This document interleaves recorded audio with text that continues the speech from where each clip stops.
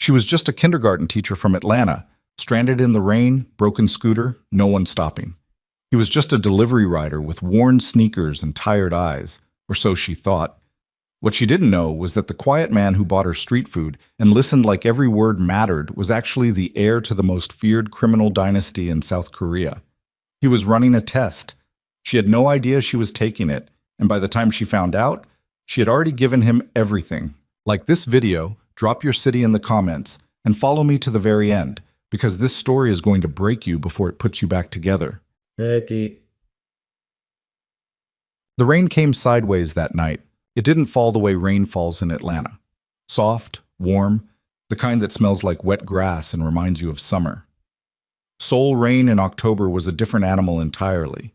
It came off the Han River like something with a grudge, threading through the narrow side streets of Mapogu and plastering itself against every surface it could find.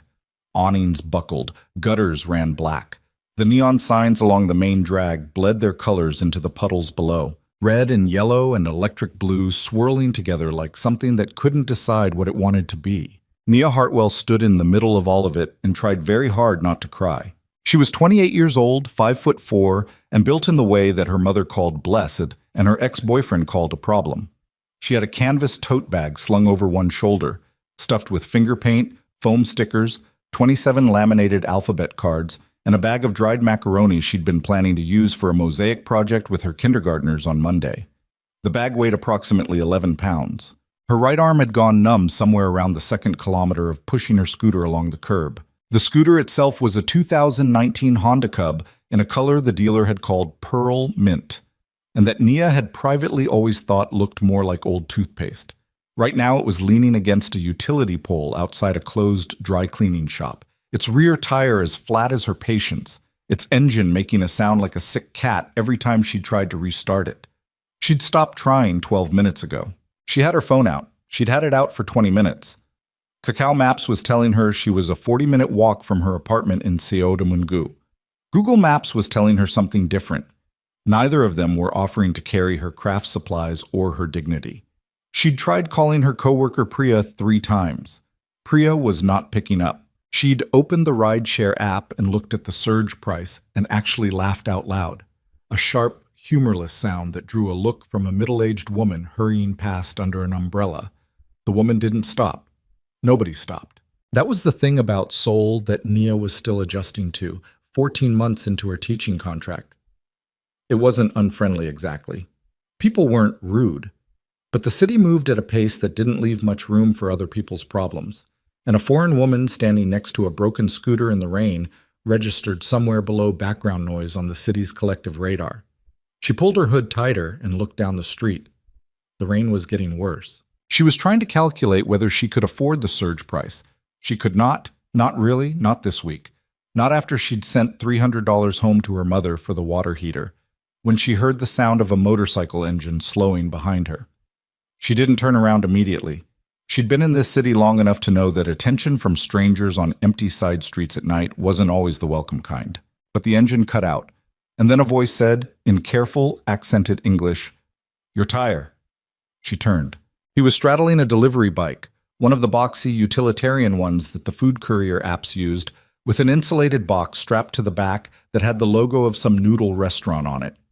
He was wearing a yellow rain poncho that was doing about 60% of its intended job, the hood pushed back despite the weather.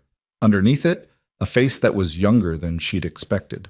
Sharp jaw, dark circles under his eyes so deep they looked structural, like they'd been there long enough to become part of his face. He had the look of someone who hadn't slept properly in some time and had made a private peace with that fact. His sneakers were soaked through. She could tell from the way he was sitting. "Yeah," she said, "my tire. Flat." He looked at the scooter, looked back at her. "Where are you going?" "Seodaemungu, but it's far. I'll figure it out." He didn't respond to that immediately. He was studying the scooter in a way that felt oddly thorough for a stranger on a delivery run in the rain. He set the kickstand on his bike, got off, and crouched down next to the rear wheel without asking her permission. She watched him press 2 fingers against the tire, then stand back up. "You have someone coming?" "I'm working on it." "How long?" She opened her mouth, closed it. "I don't know yet." He looked at her canvas bag, at the macaroni that had started to work its way out through the gap in the zipper, at the alphabet card that was sticking out of the side pocket, the letter Q in cheerful red block print, slightly damp. "Teacher?" he said. "Kindergarten." Something moved across his face. Not pity. She would have bristled at pity. Something more like recognition. He looked back down the street, in the direction he'd been heading, then back at her.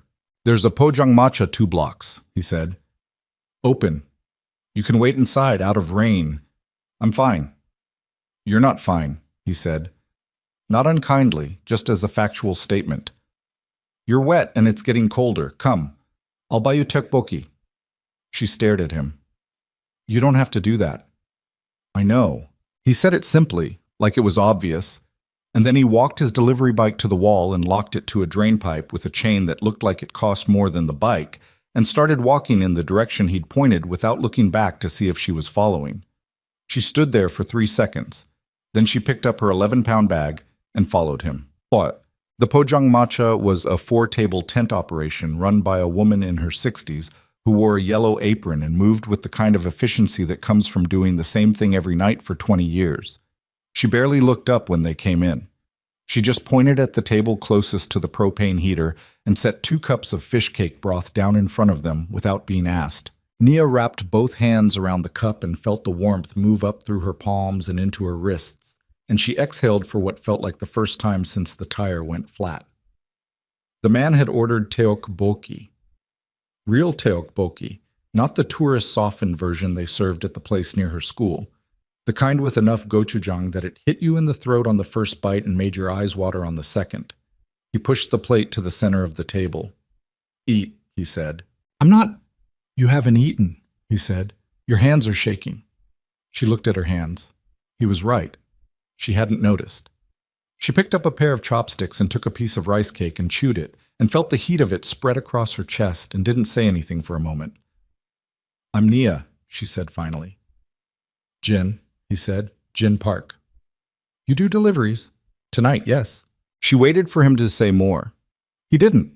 She got the sense he was a person who didn't fill silences out of discomfort, which was unusual in her experience. Most people filled silences. They couldn't help it. It was a kind of social nervousness that she'd always found exhausting and had never quite been able to cure herself of. "You speak English well," she said. "Some." "Where did you learn?" "Books," he said. "And television. A lot of television." "What kind?" He thought about it. "Crime dramas. And cooking shows." That surprised a laugh out of her. A real one, short and startled. "That's a combination." "It works," he said, and there was something in the way he said it. Not quite a smile, but the shape of one. The architecture of a smile without the commitment. She ate more tteokbokki. He drank his broth. The rain hammered the canvas roof of the tent, and the propane heater hissed, and across the tent the woman in the yellow apron was watching a drama on her phone with the volume low. "Why did you stop?" Nia asked. "For you?" "Yeah." He seemed to consider whether the question deserved a real answer. "You looked like you'd been standing there a while." "Lots of people probably look like that." "Yes." "But you stopped." He looked at his cup. "I had time." She didn't believe that entirely. He was on a delivery run. He absolutely did not have time. But she didn't push it. "Well," she said, "thank you for the food. You didn't have to." "I know," he said again. Same tone, same simplicity. She studied him across the small table. He had a quality she couldn't name right away. A kind of stillness that didn't read as shyness or coldness or social awkwardness. It read more like someone who had learned at some point to take up less space than they naturally occupied, to compress themselves. She recognized it because she'd spent years doing the same thing and still hadn't quite stopped. "Are you from Seoul?" she asked. "Yes." "Family here." A beat. "My father." "Yes." The way he said it, the slight flatness, the precision of just those 3 words, told her not to ask more. She didn't. "I'm from Atlanta," she said. "Georgia. You know it?" "Martin Luther King." "Among other things, yeah." She smiled. "I've been here 14 months. I teach at an international kindergarten in Seodaemun. The kids are... She stopped herself because she'd been about to launch into a full story about a 5-year-old named Junho who had stapled his shoelace to a folder last Thursday, and she wasn't sure this man wanted that story. The kids are good. He was watching her with an expression she couldn't entirely read. Present. Attentive in a way that was different from polite attention, like he was actually listening and filing things away carefully. Tell me, he said. Tell you what? About the boy, with the staple. She blinked. She hadn't said Junho's name. She hadn't said anything about staples. He gestured slightly toward her face. Your expression changed when you stopped. She told him about Junho and the shoelace and the folder, and then she told him about the girl who had brought her dead goldfish to school in a Ziploc bag because she wanted to show her friends, and about the twin boys who communicated in a private language that she was 70% certain was fully functional and 30% certain contained profanity. She talked for probably 12 minutes without stopping, which was longer than she'd talked to anyone in a social context in weeks. And the whole time he just listened, didn't check his phone, didn't look around the tent, just listened. It was unsettling, actually, in the best possible way. The rain had slowed to something more manageable by the time they left the tent. He walked her back to the scooter. She'd already texted a mechanic her school used for the English teachers' vehicles. He'd come in the morning and sort it out for a fee that she would regret but would manage. I can call you a cab, Jin said. I have the app. I'll be fine. The surge price? How do you know about the surge price? He paused. It rains. It always surges. That was true enough. She let it go. He waited with her on the sidewalk until the cab arrived. He didn't make conversation. He didn't make it weird. He just stood there, hands in the pocket of his rain poncho, watching the street with that same compressed stillness she'd noticed in the tent. When the cab pulled up, she opened the door and then turned back. I didn't even ask if you finished your delivery, she said. It's fine. They're going to give you a bad rating. It's fine, he said again. She looked at him for a moment. Thank you, Jin. Seriously. He nodded, the almost smile again. She got in the cab. She was halfway home before she realized she hadn't gotten his number. And by then she was convincing herself it didn't matter, because she'd probably never see a random delivery rider again in a city of 10 million people. And it was just tteokbokki in a rainy tent, and she needed to stop making things into something they weren't. She was good at that, making things into something they weren't. And also she had learned the hard way, at missing things that actually were something. She saw him again 5 days later. She was coming out of a convenience store on her lunch break with a triangle kimbap and a canned coffee. And there he was, locking his delivery bike to a rack outside the pharmacy next door. He was wearing the same type of jacket, practical, dark, unbranded, and he had earbuds in one ear and a paper bag from the pharmacy in his hand. He saw her at approximately the same moment she saw him. Neither of them said anything for a beat. Hi, she said. Hello, he said. Tires fixed. Good. They stood on the sidewalk with about 8 feet between them and the particular awkwardness of two people who had shared something briefly and now didn't know what category to put each other in. I'm on lunch, she said, holding up the kimbap. I have 15 minutes before next delivery. Okay. Another beat. Do you want to eat standing here, or is there somewhere to sit? She said. There was a low wall outside the pharmacy. They sat on it. She ate her kimbap. He had a meat bun he'd apparently bought from somewhere she hadn't seen. The sun was out, briefly, the way Seoul sun is in October, present but provisional, like it hadn't fully committed to the decision. Are you always in this neighborhood? She asked. Different routes, sometimes here. Do you like it, the delivery work? He chewed, swallowed, thought about it with the same seriousness he seemed to apply to everything. It's honest, he said. That's not the same as liking it. He looked at her sideways. No, it's not. So? It's fine, he said. The city looks different on a bike. You see things. What kind of things? Everything. Alley things. Back of restaurant things. The way the city actually works, not the front of it. He paused. You can tell a lot about a place from its alleys. She thought about that. She ate the last bite of kimbap and crumpled the wrapper. I think about that with classrooms, she said. You can tell a lot about a family from how a kid talks to other kids when they think no one's watching. He turned to look at her fully. Something had shifted in his attention, gone from general to specific, the way a camera lens adjusts. What do you see? He asked. In the kids? In the families. She hesitated. This was the kind of conversation she usually had with Priya, over cheap macchioli, not with a near stranger on a pharmacy wall. But he was asking like he actually wanted to know, and she was constitutionally incapable of giving a polished, diplomatic answer to a real question. I see which kids have been told their feelings are inconvenient, she said. Which ones have been taught that the right answer matters more than the honest one?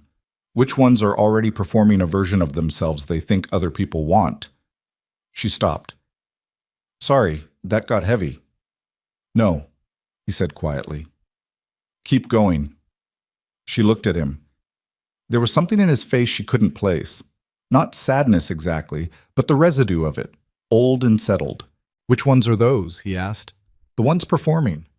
The ones who never complain, never ask for anything, always smile at the right moment. She paused. The ones who are very, very good at figuring out what a room wants from them. He looked back at the street. They learn that young, she said, more gently. Yes, he said. They do. His 15 minutes were up before she could ask him anything else. He stood, crumpled his own wrapper, deposited it in the bin 6 feet away without missing. Same time next week? She said. A joke, mostly. He looked back at her. Wednesday. I'm usually in this area Wednesdays. Then he put his helmet on and rode away. Touch. They met on Wednesday. And the Wednesday after that. By the third Wednesday, she had stopped pretending to herself that it was coincidence or convenience. She rerouted her lunch break to end near the pharmacy wall. She bought 2 canned coffees instead of 1. He brought food sometimes. Nothing extravagant. The kind of things you pick up between deliveries, a street corn cup, a pack of roasted chestnuts, a sweet potato from the cart near the intersection that the grandmothers argued cost too much, and the young people paid anyway. They talked about everything and nothing in the careful circling way of people who are learning which topics are safe and which ones have teeth. She told him about Atlanta, about growing up the only girl in a house of older brothers, about her mother's church hats and her father's record collection, and the first time she'd stood in front of a classroom and understood, bone deep, that this was the exact specific thing she was supposed to be doing with her life. He told her very little about himself, technically, but he was so thorough in his attention, so genuinely present, that she didn't notice at first how few concrete facts she'd gathered about him. She knew he lived alone. She knew he didn't talk to his father much. She knew he'd spent significant time outside Korea at some point. His references slipped occasionally into a fluency and specificity that his books and television explanation didn't quite account for. She knew he read. She knew he observed. She knew that his stillness was not emptiness. It was the opposite of emptiness. One Wednesday in early November, he looked at her across the pharmacy wall and said, without preamble, "Do you like it here, the city? Seoul?" "Yes, honestly." She thought about it. "It's the most alone I've ever been," she said. "And somehow also not. There are 10 million people. The food is extraordinary. The kids are..." She stopped herself from launching into another Junho story. "The kids make it worth it." She looked at him. "But yeah, I miss people who know me. My mother. My friends from college. I miss being able to walk into a room and not be noticeable." He said nothing. "That sounds terrible," she said. "Like I'm complaining about being visible." "No," he said. "You mean a specific kind of visible, the kind that collapses you into a category." She stared at him. "Yeah, exactly that. I know that kind," he said quietly. She believed him, completely, even though she could not have explained why. She found out he needed a place to live on a Thursday evening, a week after that. She'd given him her number after the 4th Wednesday. It had felt natural, and also terrifying in the way that natural things sometimes are. He'd texted occasionally, brief things, logistical things mostly. Once to send her a photo of a cat he'd encountered on a delivery that looked exactly like a small, grumpy businessman and which had made her laugh for approximately 2 minutes straight. The Thursday text came at 7:14 p.m. and said, "Building manager says I have to be out by end of month. Water damage from upstairs. Still looking. She stared at it for a long time. She'd been living in her Seodaemun apartment for a year and 2 months. It was a 2-room plus a storage room that she used for approximately nothing. Her yoga mat, 2 boxes of things she hadn't unpacked because she didn't entirely believe she was staying, a broken floor lamp she kept meaning to throw away. The storage room had a window. It was a real window, not a vent, which meant light. It was maybe 8 feet by 10. She typed, "How soon do you need to be out?" He replied, 3 weeks. She put her phone down. She made herself a cup of tea. She sat at her kitchen table and looked at the door to the storage room. She thought about the man who listened, who brought chestnuts, who had heard her say the thing about children performing for rooms and had gone quiet in a way that wasn't awkwardness but recognition. She thought about the city's 10 million people and the specific aloneness of living among them. Then she picked up her phone and typed, "I have a storage room. It's small, but it has a window. You'd have your own key." There was a long pause. Long enough that she thought she'd miscalculated badly and was already composing a retraction in her head. No pressure, just a thought, forget I said anything, when his reply came. "Why?" She read the single word, thought about it, typed, "Because you stopped when it was raining." Another pause. "I'll pay half the utilities. You don't have to." "I know." She set the phone down again. Her hands were not shaking this time, which surprised her. She felt strangely calm. Not the calm of certainty, but the calm of having made a decision that was either very right or very wrong, and not yet knowing which, and finding she could live in that not knowing. She went to the storage room and started moving boxes.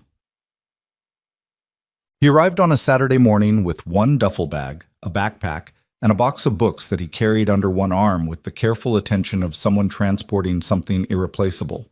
She helped him drag a cot she'd borrowed from the school's storage, technically borrowed, she had every intention of returning it, into the storage room. She'd put up 2 hooks on the wall for his jacket. She'd bought a small woven basket for miscellaneous items because her organizational instinct overrode her sense of what was appropriate to spend money on for a practical stranger. He looked at the room, at the hooks, at the basket. "I didn't know your books," she said.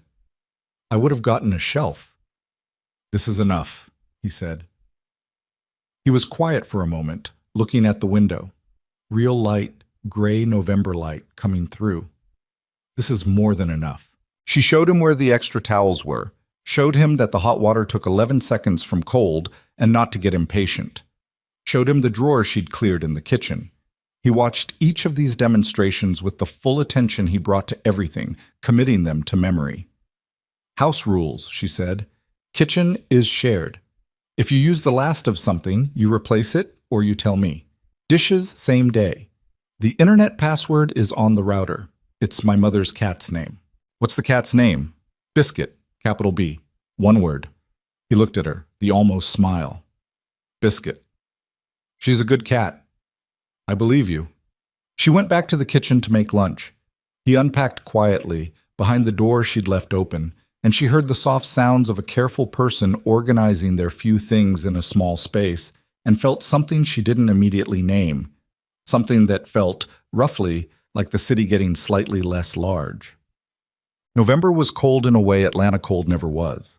It had a weight to it and a damp that settled into the bones differently. Nia wore layers inside the apartment, which drove her slightly crazy. She was not someone who enjoyed wearing layers inside. But the building's heating was set to a schedule that did not consult her preferences. Jin brewed tea before she woke up. She discovered this on the 3rd morning, came out of her room at 6:45 a.m. and found a cup on the counter, still warm, green tea. The kind she'd mentioned in passing was her preferred morning option.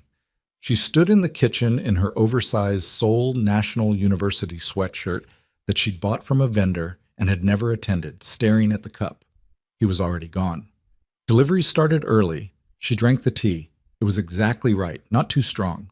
She thought about the 11 seconds of hot water she'd told him about and wondered if he'd counted. He probably had. They developed a rhythm the way rivers develop channels, not by design, but by the path of least resistance discovering itself. She cooked dinner on Tuesdays and Thursdays, which she would have done anyway. He started cooking on Mondays and Fridays, which she had not expected and which turned out to be a revelation. He cooked the way he did everything, quiet, precise, No wasted motion. The first time he made a version of doenjang gai that had chunks of zucchini and mushrooms, and something she couldn't identify and was afraid to interrupt the asking of, she ate 2 full bowls and didn't speak for several minutes. "This is," she said. "It's fine," he said. His standard answer. His deflection. "It's not fine. It's... Where did you learn to cook like this?" A pause. "My mother," he said. "When I was young." She waited to see if there was more. There wasn't. His mother clearly belonged to the category of topics that had teeth. "Well," she said, "she knew what she was doing." He looked at his own bowl. "Yes, she did." On weekends they wandered. It started without being a plan. She was heading to Guangzhou Market one Saturday and mentioned it in passing, and he said he'd been meaning to go that way anyway, and so they went together. Then the following Saturday, they ended up in Bukchon looking at the hanok houses in the gray morning light. Then the Saturday after that, Noryangjin Fish Market, which smelled extraordinary in the way of things that are alive and not always happy about it, and where she photographed everything and he watched her photograph everything with an expression that was becoming familiar to her. Half amused, whole present. She was not a small woman, and she had spent enough years in American spaces that were not made for her to carry a background anxiety about being too much in any given room. Seoul had surprised her, on that front. Not that it was without its moments, but on the whole the city seemed less invested in her dimensions than the city she'd come from.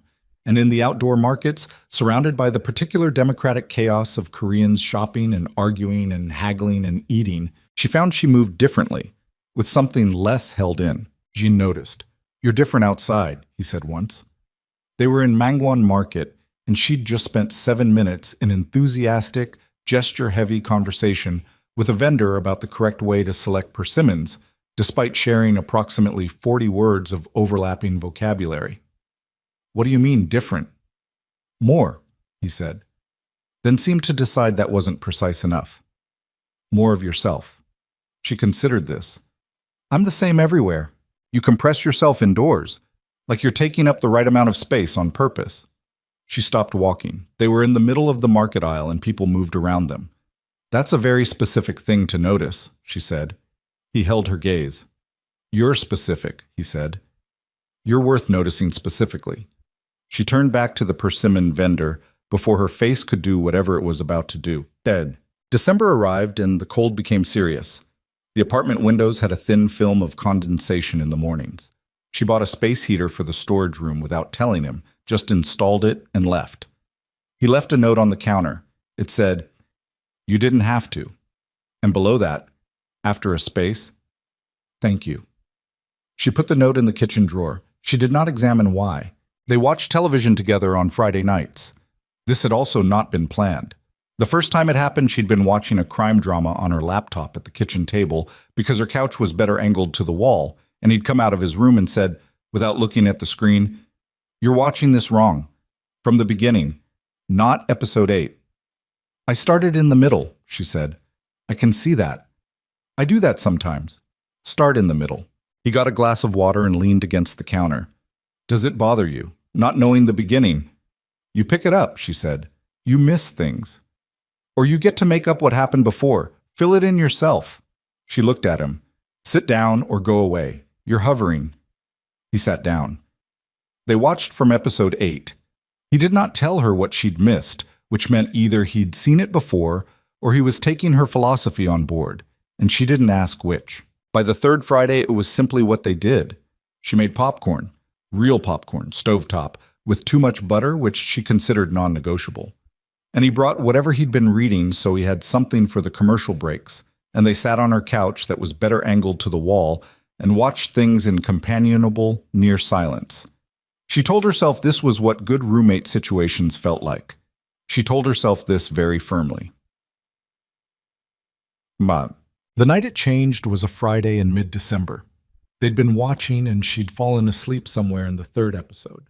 She did this occasionally, not from boredom, but from the specific physical safety of the couch, in a warm room with another person present, a sensation she hadn't realized she'd been missing until she stopped missing it. She woke to the credits rolling and the lamp still on and Jin sitting at the other end of the couch, not watching the screen, not reading his book, watching her. Not in a way that felt like intrusion, in a way that felt like someone who had been given something valuable and was making sure it was safe. She sat up. Her hair had done something during the nap. She smoothed it with the back of her hand and said, roughly, "How long was I out?" "An hour, maybe more." "You should have woken me." "You were sleeping," he said. Like that settled it. She looked at him across the couch. The lamp made the room warm-toned, amber and soft. The city outside the window was doing what it always did, relentless and lit, and in here it was quiet. "Jin," she said. Are you happy?" The question surprised her as much as him. She hadn't planned it. "I mean, the deliveries, the room, this." She gestured vaguely at the apartment. Are you okay?" He was quiet for long enough that she thought she'd overstepped. Then he said, "I haven't been okay in a long time, and right now I am." He paused. "That's strange to say." "Why strange?" "Because nothing is different," he said. "The same things that were difficult before are still difficult. My father, the work." He stopped. Something tightened in his jaw. "Things. But here," he stopped again. Here, she said. "Here," he said. "It's quiet. In a way I didn't know I needed." She nodded. Outside, Seoul burned white and gold and relentless. "For what it's worth," she said. "Same." He looked at her. The lamp, the city, the space between them on the couch that was approximately 2 feet and had been approximately 2 feet for weeks now and had never changed and also somehow been changing constantly in a way that had nothing to do with distance. She picked up her water glass from the table and stood. "Good night, Jin," she said. "Good night," he said. She went to her room. She sat on the edge of her bed in the dark for a while, not moving. She was not, she told herself, falling in love with a delivery rider who slept in her storage room. She was a 28-year-old kindergarten teacher from Atlanta with a flat-tire history and a fondness for starting dramas in the middle, and the good sense to know the difference between warmth and want. She sat there for another 15 minutes. Then she pulled the blanket over herself and stared at the ceiling and listened to the city, and understood, with the particular clarity that comes right before sleep, that she had absolutely no idea what she was doing and was probably in a great deal of. She didn't sleep well that night. She lay on her back with the blanket pulled to her chin and listened to the city outside and to the particular silence of the apartment, the kind of silence that has another person in it, that has weight and breath and presence, that is categorically different from the silence of living alone. She'd lived alone for 3 years before Seoul and had told herself she preferred it. She'd been performing that preference so long she'd almost believed it. She stared at the ceiling for 2 hours before she finally went under. And when she did, the sleep was shallow and fractured, the kind where you're aware of dreaming and can't get purchase on it. In the morning, she was up before the tea. She was standing at the counter with the kettle already on when she heard his door, and then he came out of the storage room in a dark jacket, already zipped, backpack over one shoulder, and stopped when he saw her. "You're early," he said. "Couldn't sleep." He looked at her, just looked, with that full attention of his, and she got the sense he was reading something in her face that she hadn't intended to put there. She turned to the kettle. "I made enough for 2, she said. He set his backpack down. He stayed. They drank tea standing at the counter, not at the table, which was different, and neither of them made it mean anything out loud.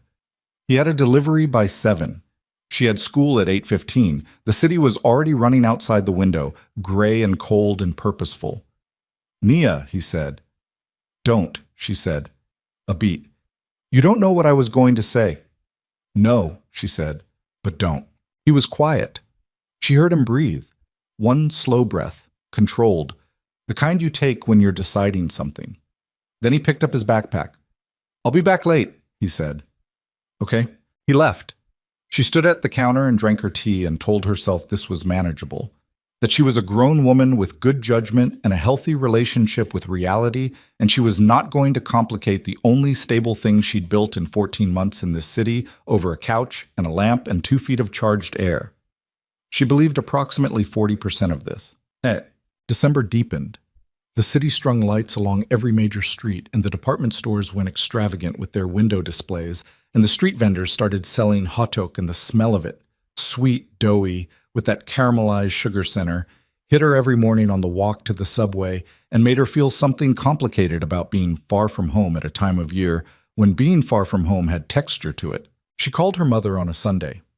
Her mother, Loretta, was a woman who had raised 4 children largely by herself after Nia's father moved to Houston for work when Nia was 12, and who expressed love primarily through the detailed cataloging of her children's failings. "You sound tired," Loretta said, which was her version of, "Are you okay?" "I'm fine, Mama." "Are you eating?" "I'm eating Korean food every day. I'm eating more than I ever have." "That's not what I asked. I asked if you're eating food that makes sense." "Korean food makes sense. It's very logical, actually." "Naya." "Mama." A pause. Loretta recalibrated. "How's the apartment?" "Good. Fine. I have a roommate situation now. Temporarily." Silence. Loretta's silences were specific instruments. "What kind of roommate situation?" Loretta said. "A colleague needed somewhere to stay, short term." "A colleague. A friend. An acquaintance. Someone I know." "Nia Renee Hartwell." "It's fine, Mama. He needed a place and I had the room and it's completely he." She closed her eyes. "It is entirely above board." I didn't say anything. "You were about to say something so loud I could hear it forming." Loretta exhaled. "I just want you to be careful. You're in a foreign country alone and you have always led with your heart before your head, and I love that about you, and it has also cost you things." "I know." "The situation with Marcus." "I know, Mama. I'm not bringing it up to hurt you. I'm bringing it up because you gave that man 2 years in a furnished apartment and he—" "I know." Her voice was flat now, not angry, just done. "I know what Marcus did." Another pause, softer this time. "Just be careful, baby," Loretta said. "That's all. Just be careful." She hung up and sat on the edge of her bed and thought about Marcus for the first time in a while. Marcus, who she'd dated for 2 years back in Atlanta. Marcus, who she'd helped financially during a rough patch, because that's what you did when you loved someone, and who had, it turned out, been running a rough patch so extended and so assisted that it had become simply his life, funded in significant part by hers. Marcus, who had never been cruel about it, which had been somehow the worst part, just pleasant and present and persistently, cheerfully dependent until the day he wasn't. She sat with that for a minute. Then she went to the kitchen and started cooking dinner and put Marcus back where she'd left him, which was in a box labeled lessons, not regrets. Jean came home late that night, as he'd said he would. She was already in her room.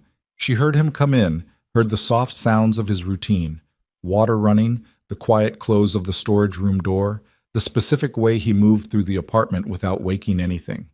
She lay in the dark and listened and did not examine why it felt like a hand pressed flat against her chest. Something settling. Something saying, still there. The fight, when it came, was about nothing, which meant it was about everything. It was a Tuesday in the 3rd week of December. She was cooking, her mother's jerk chicken adapted for Korean ingredients, a project she'd been refining for months. And she was tired because a parent at school had spent 40 minutes that afternoon explaining to her, with tremendous patience and limited self-awareness, that her child should be seated away from the other children so as not to miss any instructional time due to distractions. And the distraction in question had, upon investigation, turned out to be Nia herself. Her accent, her appearance, the way she moved through the classroom. She'd smiled through the whole conversation. 40 minutes of smiling. Her face hurt. Jin came in while she was aggressively chopping scallions, and she didn't hear him at first, and then she did, and she said, without turning around, "There's enough for 2. "I ate," he said. "Okay." She kept chopping. He was quiet behind her for a moment. "Bad day?" "Fine." "You're chopping like you have a grievance against those specific scallions." "I'm fine." "You said that already." She set the knife down and turned around. "I had a parent tell me, very politely, that I was distracting to her child." "Me?" "My presence.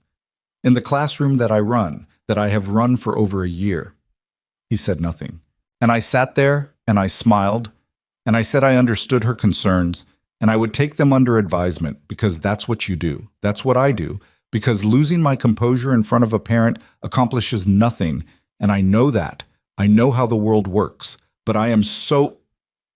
She stopped, pressed her mouth flat. I'm so tired of making myself smaller so other people can be comfortable. She turned back to the scallions. You shouldn't have to, he said. I know I shouldn't have to.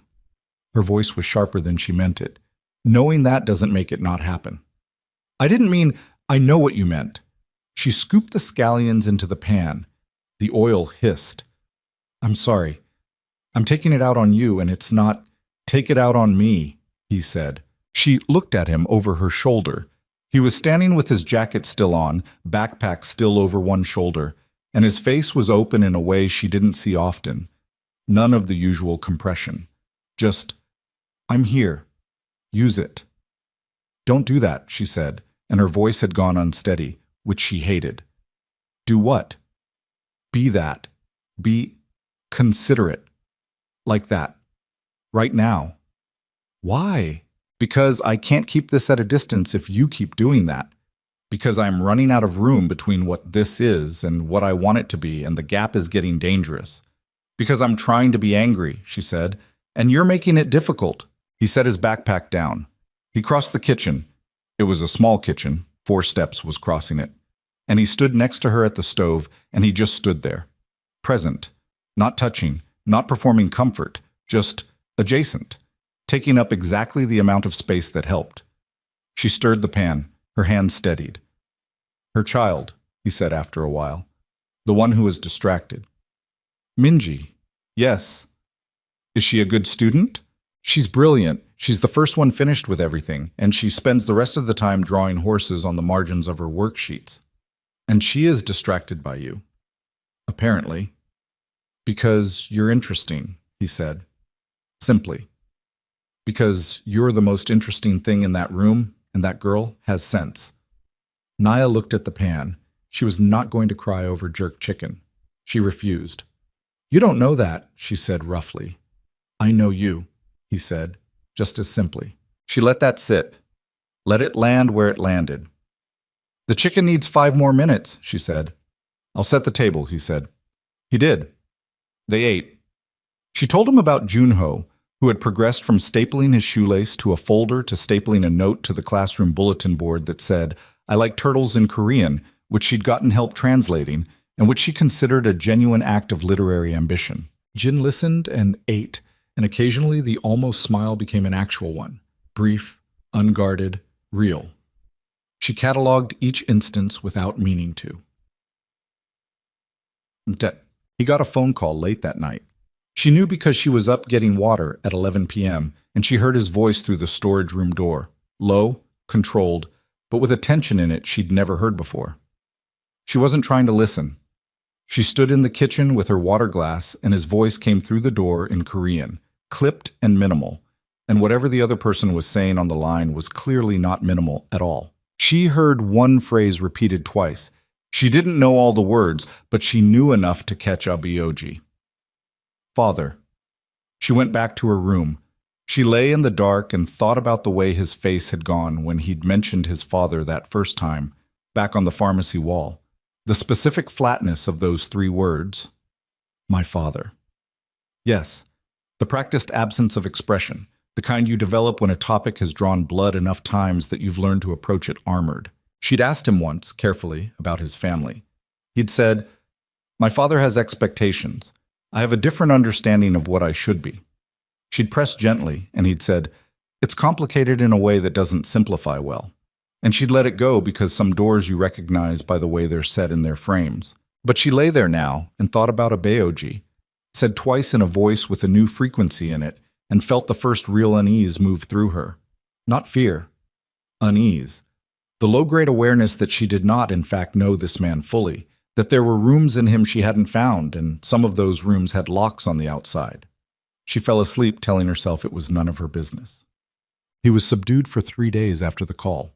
He still made tea, still cooked on Monday, still sat on the couch on Friday.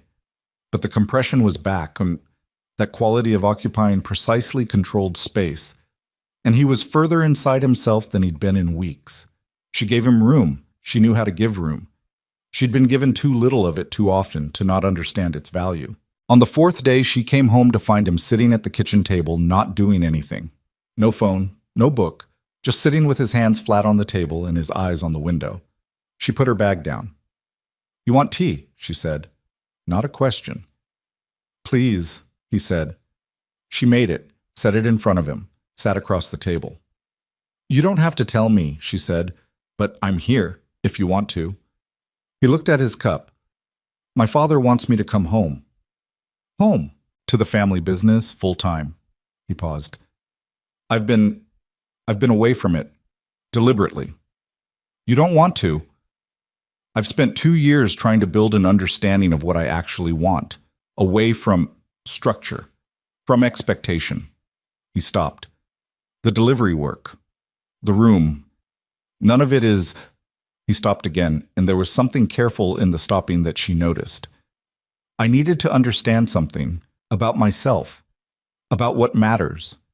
And do you understand it?" He looked at her, straight across the table, full on, the way he usually did, but without the usual management of whatever it was he kept managed. "Yes," he said. "I think I do." She held his gaze. Her heart was doing something unsubtle, and she was aware of it and also aware that this conversation was tipping toward something, and she couldn't quite see the bottom of where it was tipping toward. "What happens if you go back?" she said. "Everything changes." "What happens if you don't?"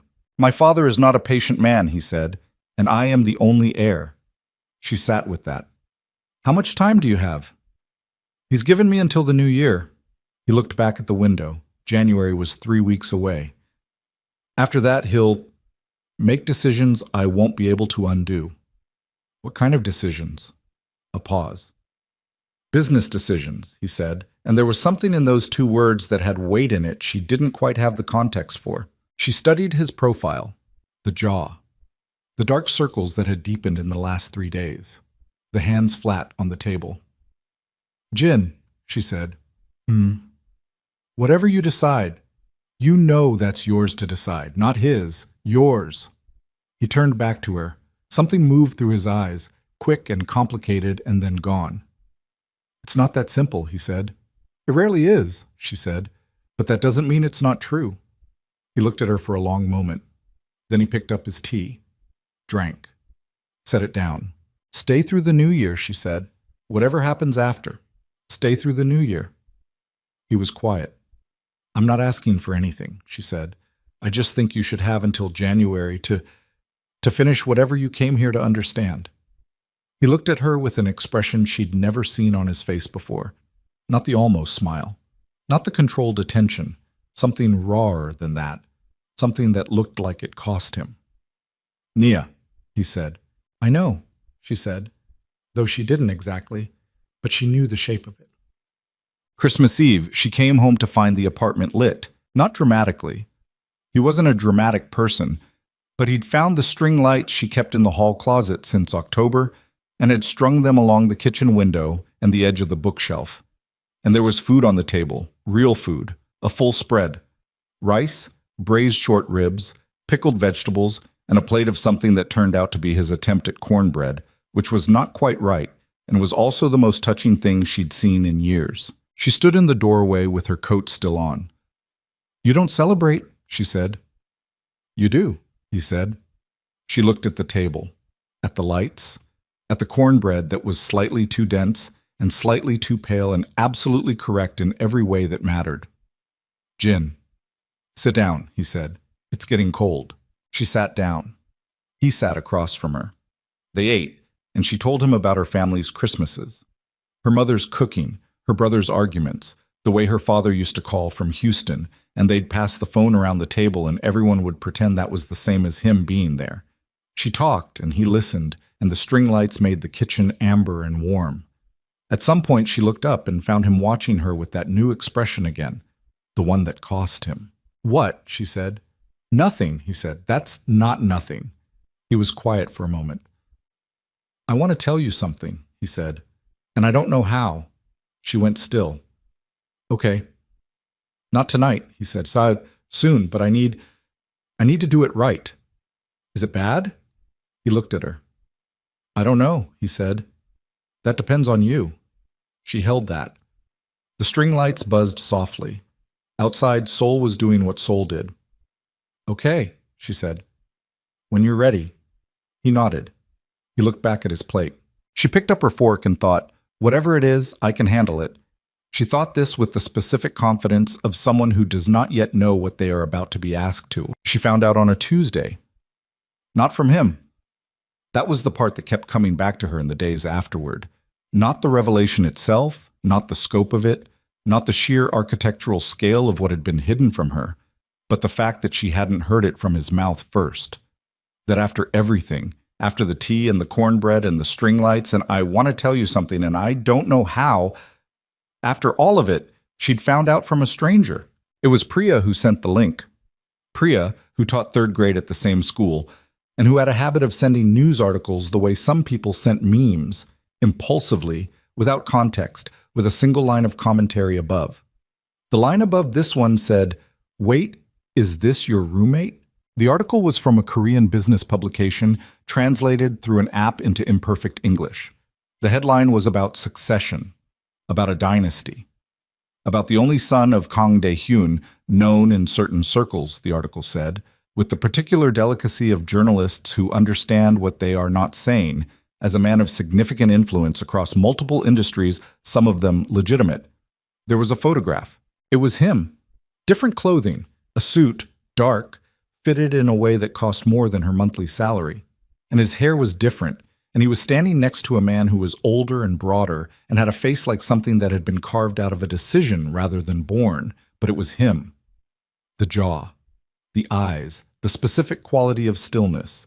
The caption named him. Kang Seo-jun, 29, only heir to the Kang family holdings. She read the article 3 times. The third time she wasn't reading anymore. She was just holding the phone in both hands in the school bathroom at 12:47 p.m. on a Tuesday and staring at a photograph of a man she thought she knew and understanding, with a clarity that was almost physical, that she had been living inside a performance without being given a script. She went back to her classroom. She taught the afternoon session. She did not know how. Later, she would have no memory of it. The lessons, the children, the particular afternoon light through the classroom windows. It was gone. She had been present and functional and completely absent the entire time. And when the last child left at 4:15, she sat at her small teacher's desk and put her face in her hands and just breathed. In, out, in, out. The way you breathe when you're deciding what kind of person you're going to be about something. He was home when she got there. She'd thought about this on the subway. What she would say, how she would say it, whether she would be cold or direct or give him the chance to explain first. She'd run through versions of it and discarded all of them, and by the time she put her key in the lock, she had nothing planned, which was probably the most honest approach she had. He was at the kitchen table, reading. He looked up when she came in, and something shifted immediately in his face. Not guilt exactly, but a kind of heightened attention, like a frequency adjusting. "You're late," he said. "I know." She set her bag down. She did not take off her coat. She stood in the middle of the kitchen and looked at him across the table. "Kang Seo-jun," she said. The name landed. She watched it land. Watched his face do something she'd never seen it do. A brief total loss of the compression, like a structure failing under load and then immediately reassembled. It took maybe 2 seconds. It told her everything. "Nia, is that your name?" Not a question. He closed the book, set it down with a precision that looked like the only thing he was controlling right now. He stood up. "Yes," he said. The words sat in the kitchen between them, small and catastrophic. "Jin Park," she said, "doesn't exist. The deliveries, real. The apartment, the one I said I'd lost, also real. I rented it specifically for this." He paused. The rest, she laughed, once, without humor. It came out sharp enough to hurt her own throat. The rest, the broken-down scooter story, the pharmacy wall, the cot. "I bought you a cot. I bought you a space heater. I made room in my kitchen for you, and you were—" She stopped. Her voice had done something she hadn't authorized. She steadied it. What are you? I'll explain everything. You'll explain it now. He stood very still on his side of the table. He had the look of a man who had rehearsed this moment and found that rehearsal was useless. My family has money, significant money, and influence that comes with that money in ways that... He stopped. People approach me for what I represent. They always have. My entire life. Every relationship, every interaction filtered through what the Kong name means. So you lied to everyone. I needed to know if anyone was capable of seeing me without... You needed to know. Her voice had gone flat. Not cold. Worse than cold. Emptied. So you ran an experiment, and I was the subject. That's not... What would you call it? He didn't answer. I brought a stranger into my home, she said. I gave you my spare room and my internet password and my food and my... She stopped again, pressed her hand flat against her sternum like she could hold something in. I told you things. About my family. About Marcus. About feeling invisible. I told you things I don't tell people, and you sat there and listened, and the whole time you knew exactly who you were, and you let me believe... Everything I told you was true. His voice was tight. My mother. How I grew up. What I was trying to understand. All of it was true. Except your name. Yes. Except your life. The life I was living here was real. This apartment, these weeks, the market and the television and the... He stopped. His jaw was tight. None of that was performed. How would I know? She looked at him. How would I know what was performed? You're apparently very good at it. He said nothing. There was nothing to say to that. She turned away from him. She went to the window and stood with her back to the room, looking at the street below. Soul doing what it always did. Indifferent. Relentless. Lit. How much money? She said. Does it matter? Yes. No. She turned back. The article said your father, the Kong family holdings. What does that mean? What does your family actually do? His expression shifted. A careful quality came into it. Multiple businesses, he said. Legal ones? A beat. Some. She stared at him. Some. Naya. Some. Some of them are legal. She put her hand over her mouth, took it away. And the ones that aren't. I'm not involved in those. But your father is. He didn't answer. He didn't need to. She thought about the phone call, the voice through the door. Abioji, said twice in a tone she'd never heard from him before. She thought about business decisions I won't be able to undo. She thought about the article's careful language, significant influence, multiple industries, the vocabulary of journalists who know what they're not allowed to print. The man in the photograph with you, she said. Your father. Yes. He knows about this? About this? You living here? He knows I've been establishing a life outside the family structure. He doesn't know... A pause. He didn't know about you specifically. Until recently. The floor felt slightly different under her feet. What does that mean? Until recently. He has people who report to him.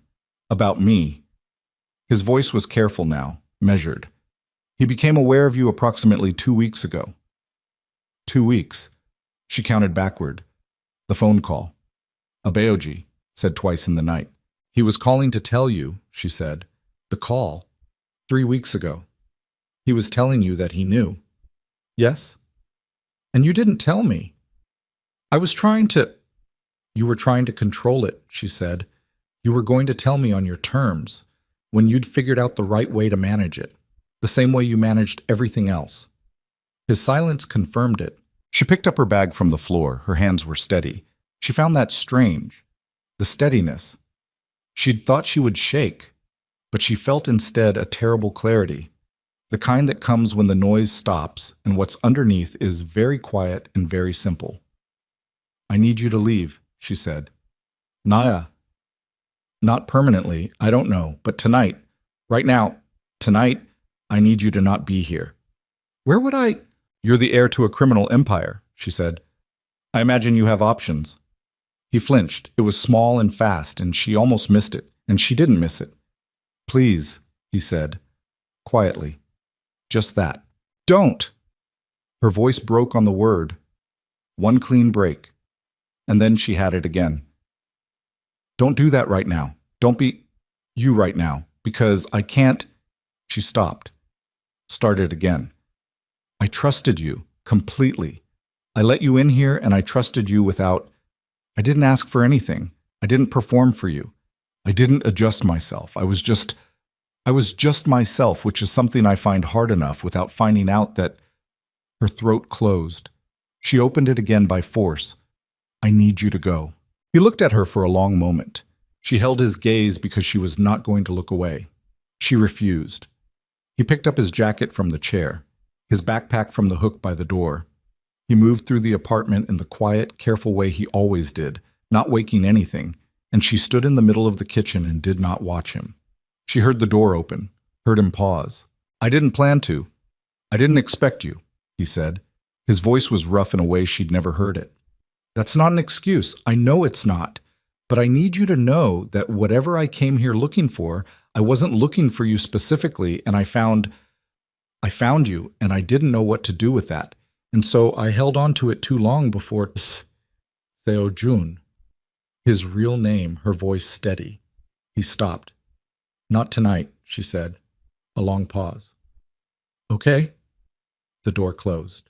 She stood in the kitchen. The string lights were still up along the window. She hadn't taken them down after Christmas. She looked at them for a moment. Then she went to her room, sat on the edge of her bed, and did not move for a very long time. The next 3 days had a texture she would remember for years. Not dramatic. That was the thing she wasn't prepared for. How undramatic grief was when it was private. She went to work. She taught. She got Junho through a project involving tissue paper and wire that tested both of their patients and resulted in something he called a butterfly, and she privately thought looked more like a warning. She ate. She slept badly. She did not cry, or rather she cried exactly once, on Wednesday morning in the shower, efficiently and without performance, and then she was done with it. Priya asked once, carefully, over lunch. Do you want to talk about it? No. Okay. Thank you, though. Sure. That was the extent of it. She researched the Kong family on Wednesday night. She told herself this was practical. She needed to know what she had been standing inside without knowing. She read everything she could find in English and fed the Korean articles through the translation app and sat with the results. It was worse than she'd imagined and also more specific. The Kang family was not the cartoonish criminal empire that movies invented. It was a business conglomerate genuinely, with legitimate subsidiaries in logistics and real estate and hospitality. But running alongside those legitimate veins, documented in enough investigative journalism and enough oblique legal language to constitute a pattern, were other things. Enforcement, territory, a reach that extended into city contracts and law enforcement relationships, and the kind of influence that didn't advertise itself because it didn't need to. Kang De-hyun, the Iron Dragon. She found that name in a piece from 7 years ago. A journalist who had apparently asked very specific questions and then retracted the piece within 48 hours, which told its own story. She read about Seo Jun, educated abroad, Switzerland, then London, returned to Seoul 4 years ago, had been, according to multiple sources, conspicuously absent from the family's operational structure. One article speculated about a disagreement with his father. Another noted that the heir had not made a public appearance in over a year. A year and 2 months, she thought, roughly. She closed the laptop. She sat in the quiet apartment and looked at the storage room door, which was closed, and thought about a man with dark circles and worn sneakers who had listened to her talk about kindergartners for 20 minutes in a rain tent and had not once looked at his phone. She thought about the cornbread. Slightly wrong. Entirely right. She thought about you're specific, you're worth noticing specifically. She thought about the phone call, a bioji, and the 3 days of compression afterward, and I want to tell you something, and I don't know how. She thought, he was trying to tell me. He had been working up to telling me. She thought, that is not the same as having told me. She thought, but it is not the same as not intending to either. She sat with the difference between those two things for a long time. He texted on the second day, a single line. I'm at a hotel. If you want to talk, I'm here. If you need more time, I'll wait. She didn't respond. On the third day, he texted again, This one was longer. She read it standing in the hallway with her coat still on. I've been thinking about what you said. About performing for rooms. About children who learn to adjust themselves to whatever a space wants from them. I've been doing that my entire life.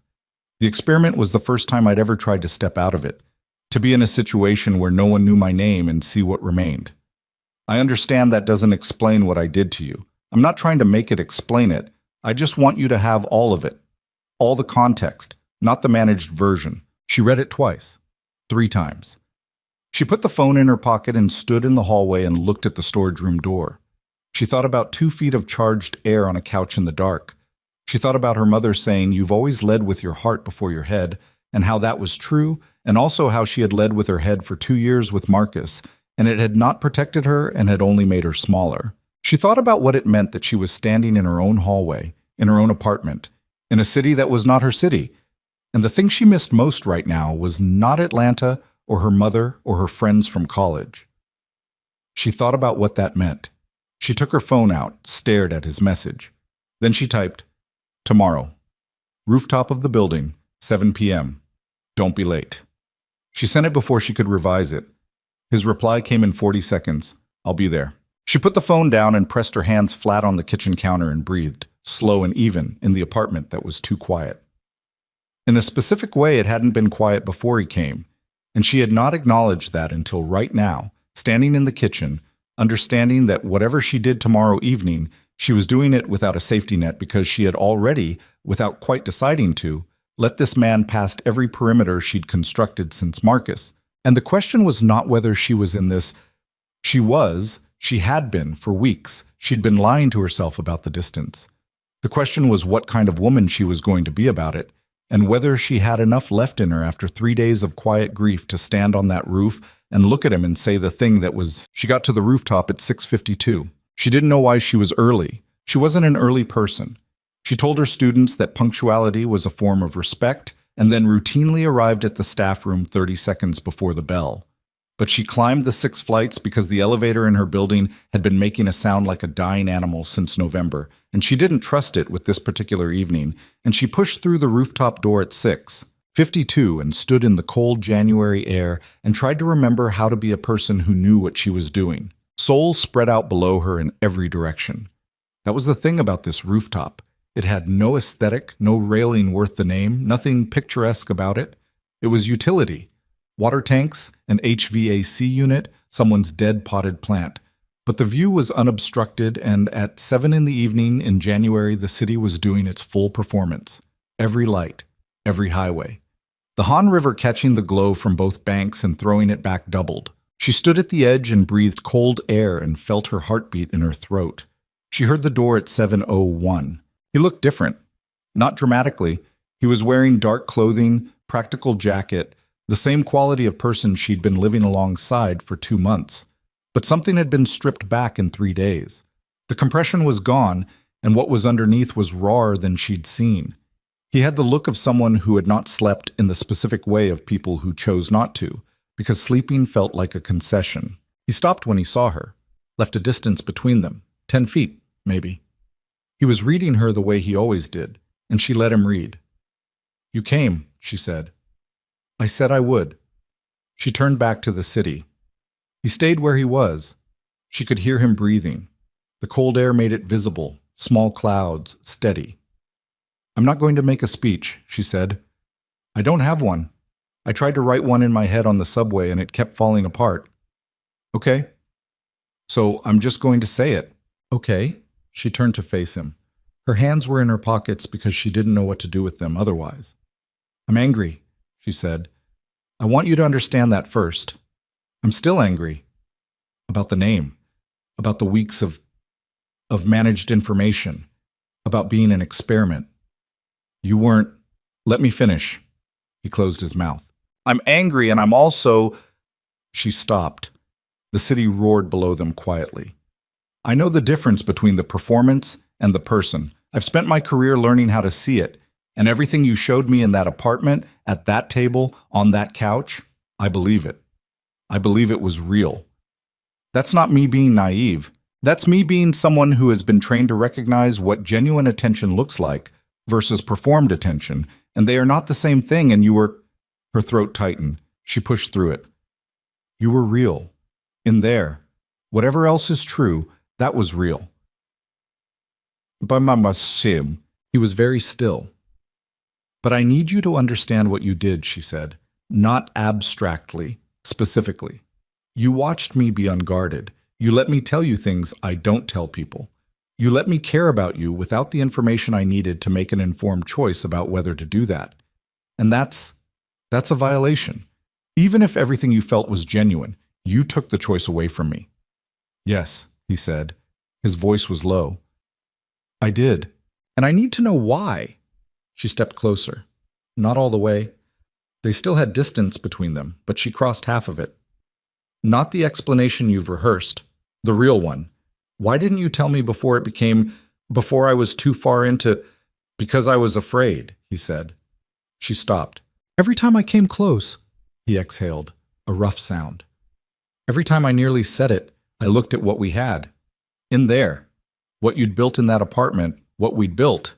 And I thought, if I say it, it ends. Everything changes. You look at me differently. And I wasn't ready to lose it. His jaw worked. That's not a defense, I know that. I'm telling you the true thing, which is that I was selfish and frightened, and I told myself I'd do it right, and I kept moving the date, and then my father... He stopped. And then it was out of my hands. She studied him, every part of his face. What does your father know, she said, specifically? Everything now?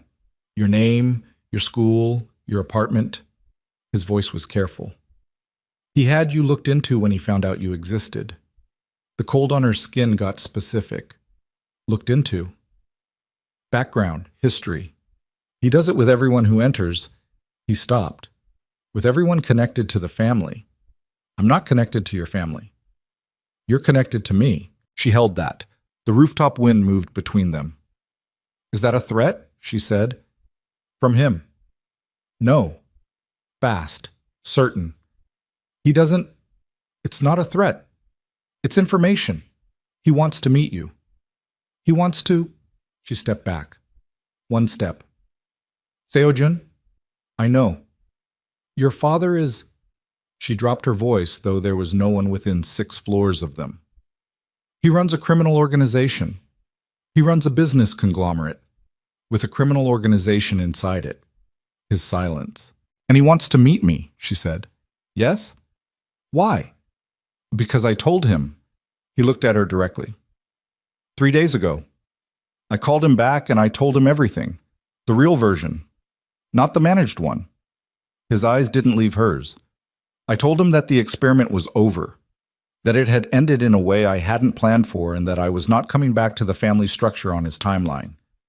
The air went very still. What did he say? She said. He said he wanted to meet the woman who had made his son say that to him. She didn't agree that night. She told him she needed to think, and he said he understood, and they stood on the rooftop for another 10 minutes without resolving anything, which was honest. And then she went back inside, and he went back to wherever he'd been staying, and she lay on her bed in the dark and stared at the ceiling and understood that the situation had become something much larger and more structural than a man with a secret and a woman who hadn't known. She called Priya at 10 p.m. Hypothetical, she said. It's never hypothetical with you, Priya said. What happened? If someone you cared about had a family situation that was complicated in a way that had legal implications, Naya. Hypothetically. How complicated? A pause. The kind that has its own Wikipedia page. Silence on the line, then, Oh, Nia, I know. Okay. Priya's voice shifted into the tone she used when she was doing triage. Are you in danger? I don't think so, no. Is he dangerous? She thought about the man who had counted 11 seconds for hot water and left tea on the counter at 6:45 in the morning. She thought about the cornbread. She thought about you're specific. You're worth noticing specifically. No, she said. Not to me, but his people. His family. She stopped. His father wants to meet me. Do not do that, Priya said immediately. I know. Nia, do not. I know. She did it 4 days later. He picked her up himself. No driver, no entourage. She'd stipulated that because she understood she had no real leverage in this situation, but that she could set conditions at the margins and she was going to set everyone she could reach. He drove a car that was understated in the specific way of very expensive things that don't need to advertise, and she sat in the passenger seat in her best coat. The camel one she'd brought from Atlanta, the one her mother had given her, the one she wore when she needed to feel like herself from the outside in. "You don't have to do this," he said. They were on the bridge over the Han. "I know." "He can't. I know he can't. I'm doing it because I want to understand what I'm standing in the middle of." She looked at the river below. "Not for you. For me." He didn't argue. Good. The house was not what she'd pictured. She'd pictured a compound, something cinematic and forbidding. What it was a large traditional home in the hills north of the city, walled but not aggressively, surrounded by bare winter trees that in another season would make the whole thing look like something from a painting. The inside was quieter than she'd expected. Dark wood and understated art, and the kind of silence that expensive spaces have when they're managed properly. Kang Dae-hyun was waiting in a room that was probably called a study. He was older than the photograph. The photograph she'd found online had been several years old, and broader, and the face that had looked carved from decision in the images was in person something more complex.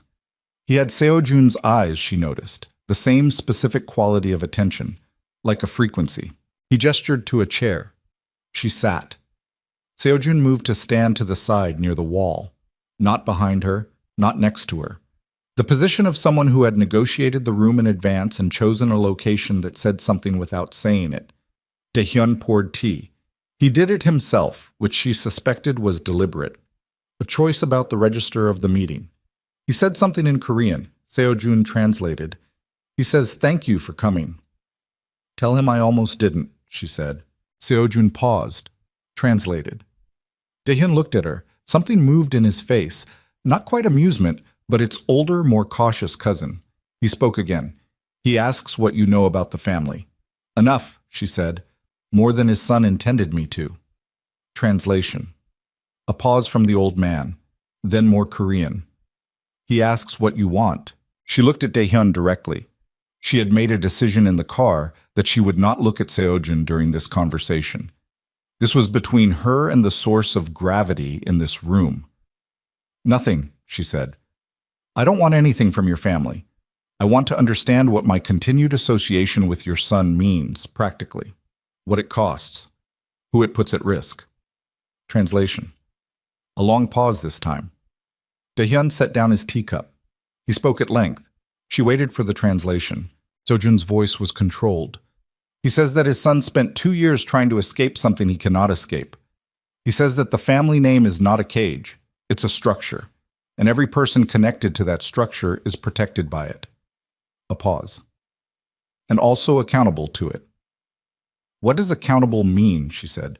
"Specifically." Translation. Dae-hyun's answer was short. "Discretion," Seo-jun said. "Loyalty. The understanding that what belongs to this family stays in this family." She looked at the old man. His face was entirely still, watching her the way his son watched her, total and specific. She understood suddenly, with cold clarity, where Seo-jun had learned it. "I'm a kindergarten teacher from Atlanta," she said. "I don't belong to any family except my own. I don't operate inside anyone's structure." She kept her voice even. "I'm not threatening. I'm not leverageable. I have nothing your family wants, and I'm not going to behave as though I do." Translation. Silence. Dae-hyun looked at her for a long time. She did not look away. She had done this, held the gaze of something large and assessing, in parent-teacher conferences, in school board meetings, in every room that had tried to make her feel like background. She was very good at it. He spoke. "He asks," Seo-jun said, and his voice had a quality in it she'd never heard before, something tight and careful. "Whether you love his son." The room was very quiet. She had expected money. She had expected conditions. She had expected something legal or threatening or transactional. She had not expected this question, and she suspected that was precisely why he'd asked it. She looked at the old man and understood that he had been, in his way, taking her measure for the last 15 minutes. testing the places where she compressed, looking for what she was willing to perform. She thought, I will not perform for this room. Ask him this, she said. Ask him if it matters to him whether I do. Seojun went very still at the wall. He translated. Daehyun listened, and for the first time in the meeting, something happened in his face that was entirely unguarded. Not warmth, not approval. Something older and more private than either. He spoke one sentence. Seojun translated it quietly. He says it is the only thing that matters. Shet. He walked her out himself. Daehyun. That surprised her. She'd expected to be dismissed, escorted by someone efficient and unnamed. But the old man walked them to the entrance of the house and stood at the door and looked at her in the cold night air with that assessment still running behind his eyes. He said something. He says, Seojun translated, standing slightly behind her, that his son has spent 2 years looking for what was worth coming back for. A pause. He thinks he may have found it. She looked at Daehyun. She said clearly and directly, I'm not a reason to come back to something I don't believe in. If your son builds a different kind of future, I'm here for that conversation. I'm not here to be the thing that reconciles him to this one. Seojun translated. She heard his voice catch on one word and recover. Daehyun listened. He looked at her for a long moment. Then he said something brief and turned and went back inside, and the door closed.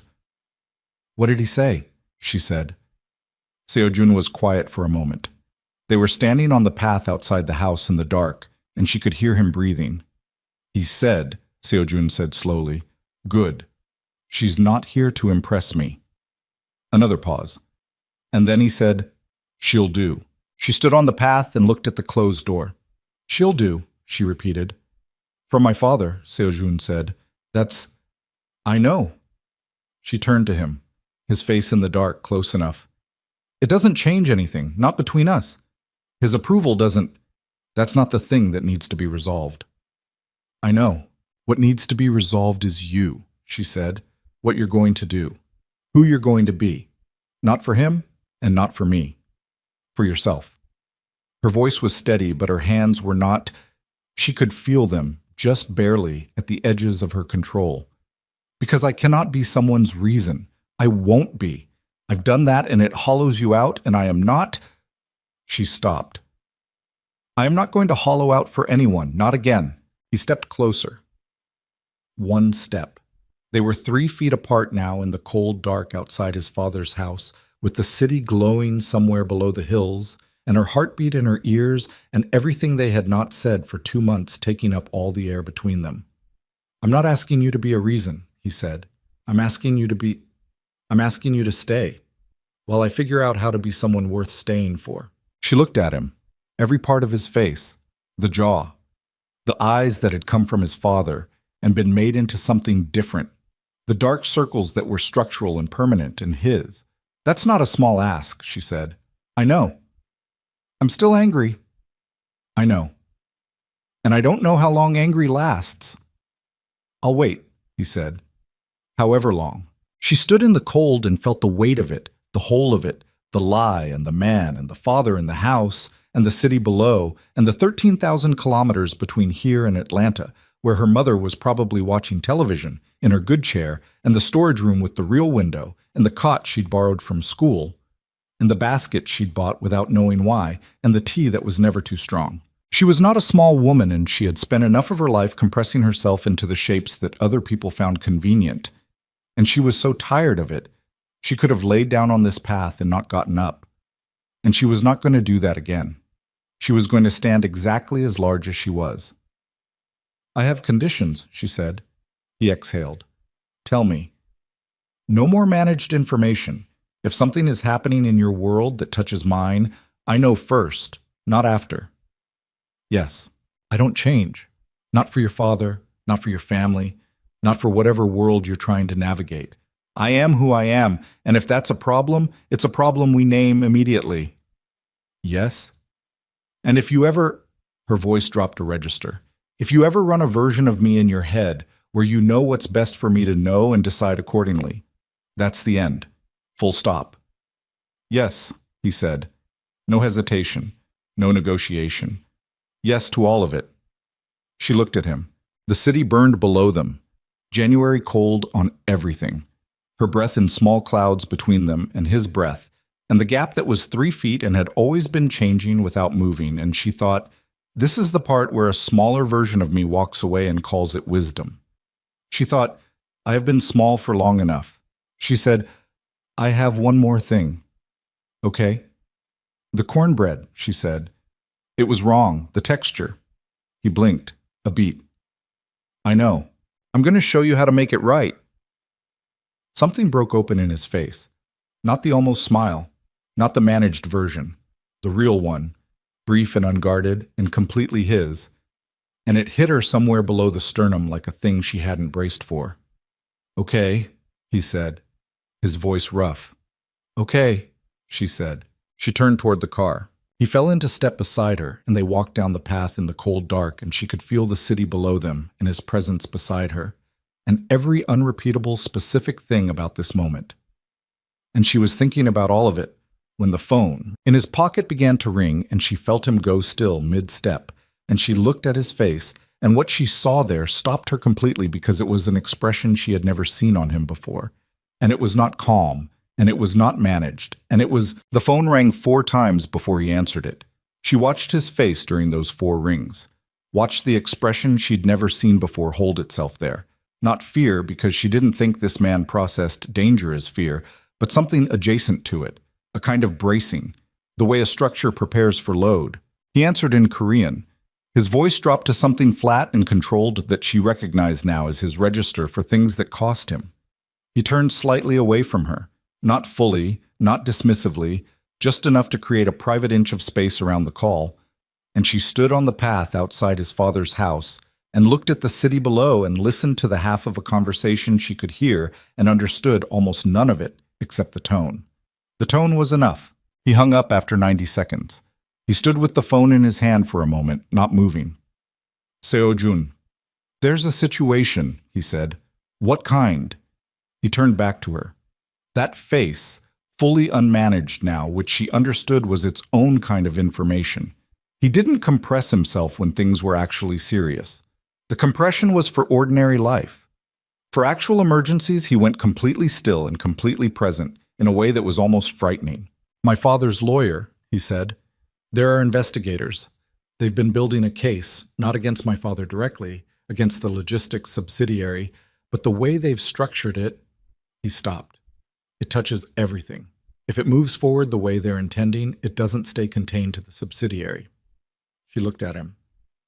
How long have you known this was a possibility? 6 weeks. Seojun.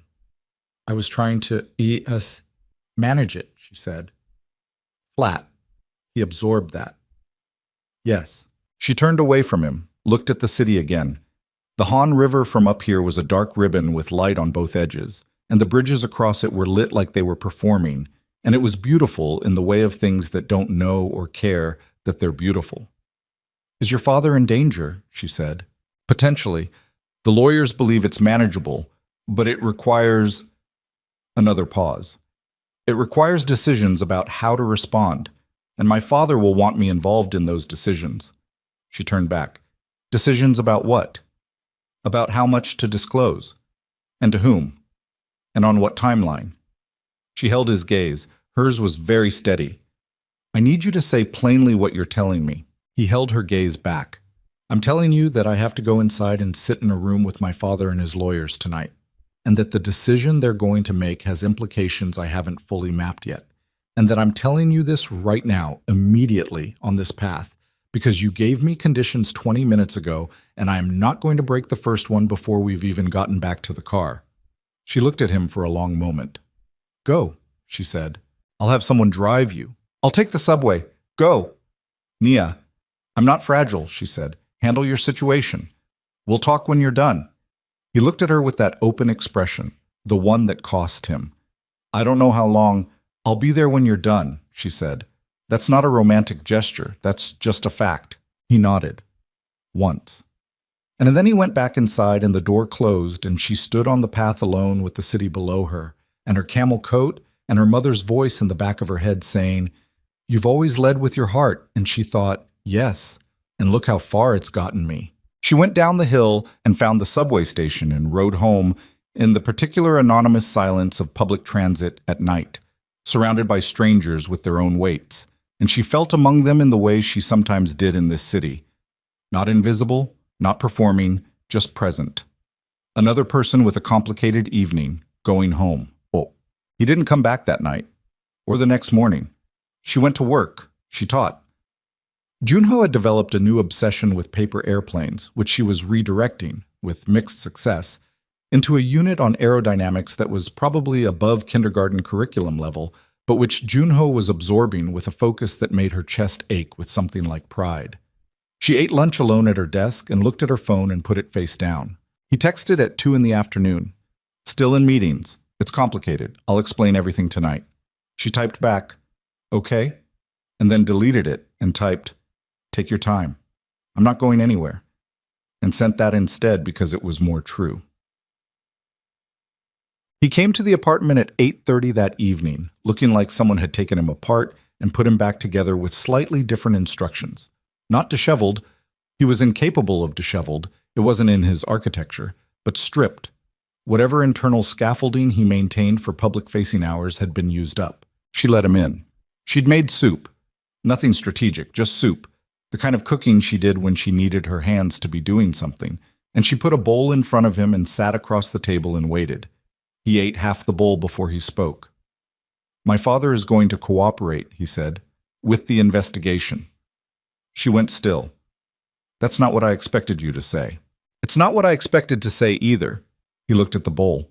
I spent 6 hours in that room tonight making the case for it. The lawyers were divided. My father was... He stopped. Difficult. But in the end, he listened. He looked up at her. He's not a stupid man. He understands that the alternative, fighting it, deflecting it, using the kind of leverage his organization has historically used, the alternative ends in a place that is worse for everyone and permanent. A pause. He also understood, I think, that I would not stand behind the alternative, that this was the version where he kept his son's involvement and the other version he did not. She held all of that. What does cooperation mean, specifically? Full disclosure of the subsidiary's operational structure, identification of partners who were engaged in things that were not legitimate, in exchange for consideration regarding the family's primary holdings and a structured transition of the business away from certain activities over a defined period. He said it in the careful language of lawyers because that was the language it existed in. It is not a clean outcome. There will be consequences for people in my father's network who are not my father. There will be things that come out that are uncomfortable. But your father stays out of prison. If everything holds, yes. And the business changes significantly over time. His jaw moved. I'll be involved in that. The legitimate restructuring, He stopped. It's not what I wanted for my return to the family, but it's the version where the return means something other than continuing what existed before. She studied him. You argued for this for 6 hours. Yes. Against a room full of lawyers and your father. Yes. What made him agree? Sojun was quiet for a moment. He looked at his soup bowl. Then he said, he told me, when the lawyers had stepped out for a break, that the woman I'd brought to his house tonight had said something that stayed with him. He paused. He said that you told him you weren't there to reconcile me to something you didn't believe in, that if I was going to build a different future, you'd be there for that conversation. She said nothing. He said, Seojun's voice was careful now, precise, the way it got when he was carrying something fragile. He said that in 40 years of running the organization, no one had ever spoken to him like that. Not the lawyers, not his own consigliere, not his wife, when she was alive. He looked up at her. He said it made him consider whether the future version of this family was the kind that could have someone like you in it, or whether it was already past the point where that was possible. The kitchen was very quiet. He chose the version, Seojun said. That was possible. She sat with that for a long time. She thought about the old man in the study with his careful tea and his carved-from-decision face, and the question he'd asked, does he love her? And understood now what the question had really been. Not about her. About his son. about whether Seo-jun had finally found something large enough to change the calculation. "You understand," she said slowly, "that I can't be the reason your father chose integrity. You weren't. I was." His voice was firm. "I made the argument. I held the position. I would have walked out of that room and out of the family entirely before I endorsed the alternative." He looked at her. "You didn't do anything except be exactly who you are. That's not the same as being someone's reason." She thought about this distinction. It mattered. She turned it over and checked its edges. "Okay," she said. He exhaled. She got up and took his bowl and refilled it without asking, and put it back in front of him and sat back down. "Eat," she said. "You look like you've been running on nothing for 12 hours. "Longer," he said. "Eat." He ate. Woke. 3 weeks later, she moved the cot out of the storage room. Not dramatically. It was a Saturday morning, and she'd borrowed a dolly from the building's maintenance room, and she was wrestling the cot into the hallway when Seo-jun came out of his room. The storage room still, though they'd gotten a proper bed frame from a shop in Hongdae, and the broken floor lamp had finally been thrown away, and looked at her, and the dolly, and the cot. "Where's it going?" he said. "Back to the school. I've been meaning to return it since November." He took the other end of the cot without being asked. They got it into the elevator. The elevator's concerning sound had finally been repaired, a fact she considered a good omen without examining that too closely. And down to the lobby and into the back of the car he'd parked outside. On the drive to school, she said, "Priya thinks I've lost my mind." "What do you think?" "I think Priya has excellent judgment, and I've chosen not to use it in this particular situation." She looked out the window. "I've called my mother." A pause. "What did she say?" "She asked if I was happy." She watched Seoul go by. Fruit stalls. A woman walking 3 small dogs. A delivery bike threading through traffic with perfect confidence. "I told her I was working on it." "What did she say to that?" "She said working on it was more honest than most people ever got." She turned to look at him. "She wants to meet you. When you come to Atlanta." He glanced at her. Brief. Back to the road. "When I come to Atlanta." "That's what I said." Another pause. "You're inviting me to Atlanta." "I'm telling you my mother wants to meet you. What you do with that information is your own business." He said nothing for a moment. Then, "I'll need to know what her cat is like before I go. Biscuit is 17 years old and has opinions about everyone she meets. I'll prepare." "You can't prepare for Biscuit," she said. "That's the point of Biscuit." What?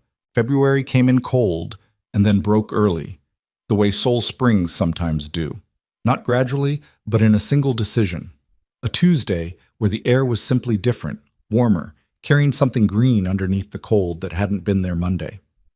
She noticed it on the walk to school and stopped on the sidewalk for a moment with her face turned up and just breathed it in. The investigation moved forward in the careful, procedural way of legal things.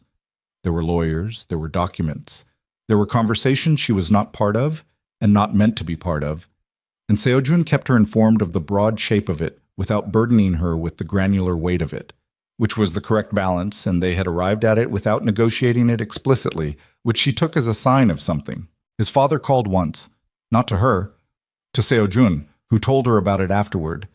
Daehyun had wanted to know if Nia was still teaching. Seo-jun had said yes. Daehyun had apparently said nothing in response, just a sound that Seo-jun described as ambiguous, and that Nia privately suspected was the old man's version of satisfaction. She was still teaching. Of course she was still teaching.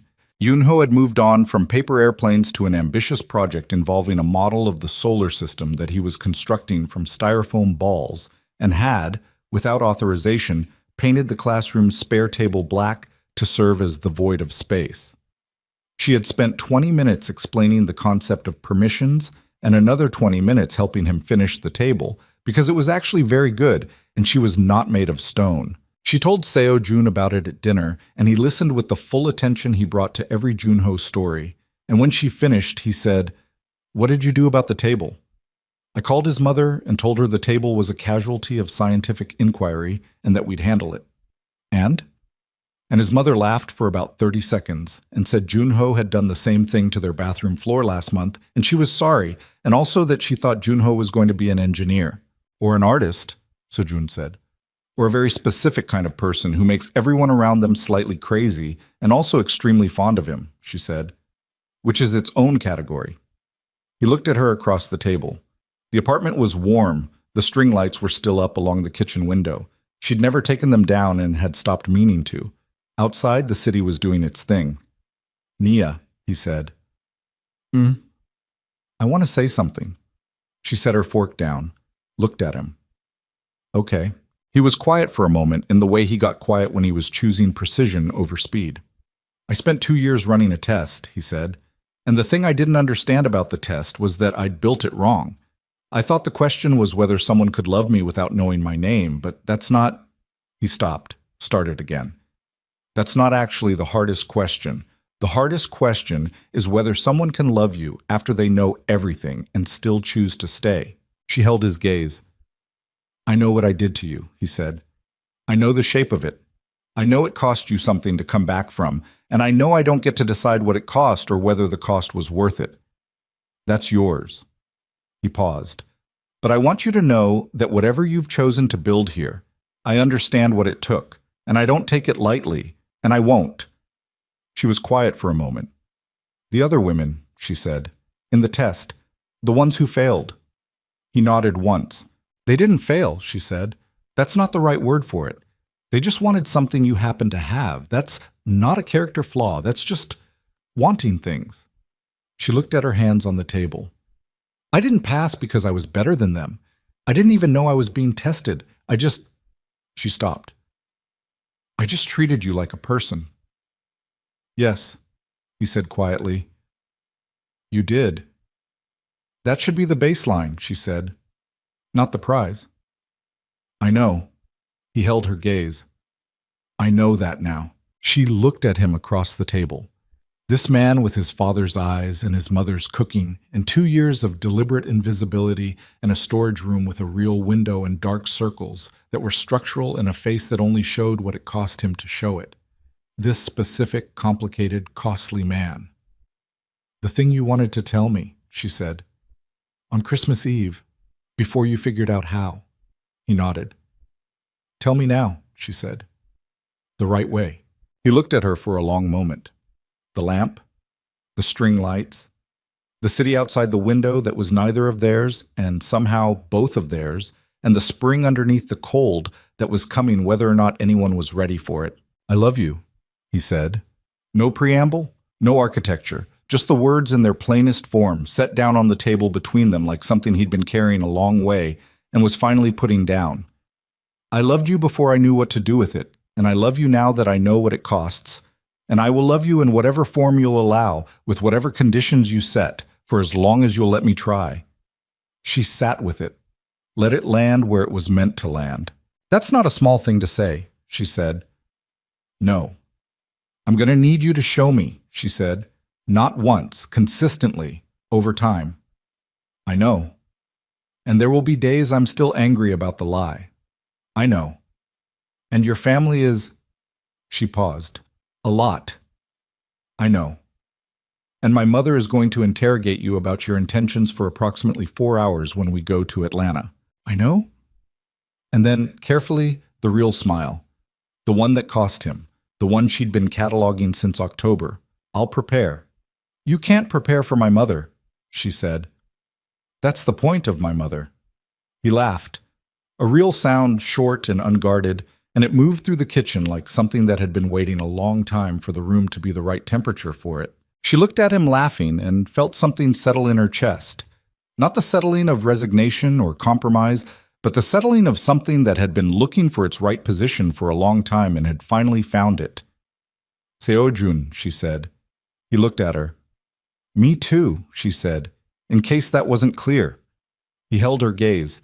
The realness of his face fully present, nothing managed, nothing compressed. It's clear, he said. But spring arrived completely in April. The city changed the way Seoul changed, sudden and total. The cherry blossoms coming in along the main avenues in a wave that lasted exactly 10 days, and which she photographed obsessively, and which Seojun watched her photograph with an expression she no longer needed to catalog because she simply knew it now. It was the expression that meant, I'm watching you be entirely yourself, and I don't want to look anywhere else. She was still teaching. She had signed a renewal on her contract for another year, which her mother had received with complex feelings and eventually acceptance. Junho had completed the solar system project, and it currently hung from the classroom ceiling on fishing wire and was genuinely impressive and only slightly of a safety concern. Seojun was working, not deliveries. The delivery rider chapter had closed, which she'd known it would, and which still felt like the closing of something she'd wanted to hold on to. What he was doing now was harder to name. Restructuring, technically. The family's legitimate holdings were being reorganized under new management structures. Certain partnerships were being dissolved. The lawyers were busy.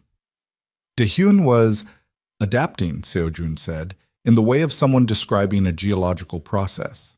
Slow, effortful, real. They had dinner with Daehyun once. The old man was different in his own home than he'd been in the study the first time. Not warmer exactly, but less performed. He asked her questions about the school with the same specific attention his son brought to everything. And when she told him about Junho and the solar system, he listened with complete seriousness, and at the end said something in Korean. He says, Seojun translated, that a child who paints a table black for the sake of accuracy is a child worth paying attention to. She looked at Daehyun. Tell him I agree. Daehyun heard the translation, and something moved across his face. The same thing she'd seen on the path outside his house on that January night, private and old and complicated. He said one more thing. He says, Seojun said very carefully, that he would like to learn how to make cornbread, if you're willing to teach him. She stared at the old man, the Iron Dragon, the patriarch, his face entirely composed except for the eyes, which were doing something that took her a moment to identify. He was nervous, faintly, structurally nervous, the way powerful people get when they're asking for something they don't have currency for. Tell him, she said slowly, that I'll think about it.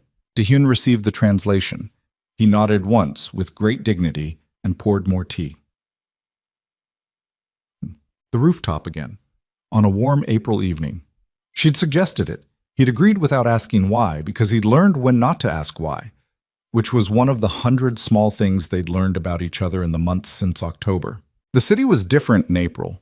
Still vast, still relentless, still lit in every direction, but the air was soft now, and the cherry blossoms had mostly gone, and what remained was the green beneath, new and definite, coming in everywhere it could find space. She stood at the edge and looked out at it.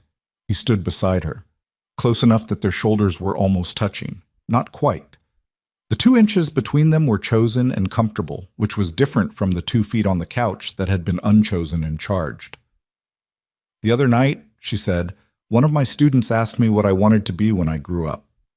What did you say? I told her I already was what I wanted to be. She paused. She looked at me like that was the saddest thing she'd ever heard. He made a small sound beside her, the laugh shape without the sound. And then she told me that when she grew up, she wanted to be a dinosaur, Nia said. So I think our standards for the conversation were just different. He laughed then, fully, and she felt it beside her in the warm April air. She looked at the city, at the Han River doing its reflecting, at the lights of 10 million lives running in every direction without reference to her or anyone she knew. I keep thinking about what you said, she said, about the test, about whether someone can love you after they know everything. I've been testing people my whole life, she said, not deliberately, not with a plan, but I know the shape of the thing I've been waiting for. I know what it looks like when someone is adjusting themselves to what they think I want. I've always known. She paused. What I didn't know was whether I was allowed to trust that I knew it. What do you mean? I mean, she turned to look at him. He was already looking at her. I mean that I knew in the tent that first night that you were real. I knew it the way you know things that you don't have evidence for yet. And then I spent months arguing myself out of knowing it because I'd been wrong before, and the cost of being wrong again felt... She stopped. It felt like something I might not survive. But you knew, he said. I knew, she said. He looked at her for a moment. So did I, he said. From the tent. I knew, and that's why I stayed too long before telling you. Because the real test, The thing I'd been running all along without admitting it wasn't whether you could love me without the name.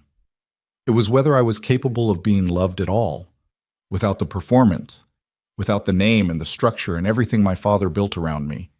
He paused. You answered that, just by existing in the way you exist. She turned back to the city. We're both idiots, she said. Yes, he agreed. We made it very hard. We did. It didn't have to be that hard. No, he said, but I think it had to be hard enough. She thought about that.